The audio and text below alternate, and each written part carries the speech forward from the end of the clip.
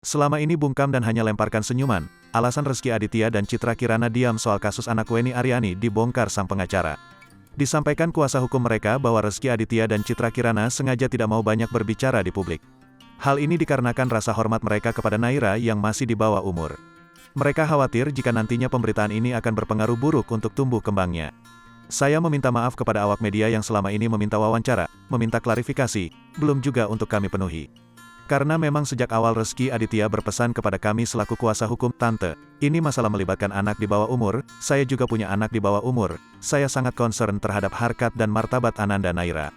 Jadi, kita putuskan untuk tidak banyak bicara dengan media, supaya mengurangi atau meminimalisir pemberitaan-pemberitaan yang justru nantinya akan mengundang huru-hara dan melukai rasa keadilan. Atau bahkan justru akan merendahkan harkat dan martabat Ananda Naira yang masih di bawah umur," tutur Ana Sofa.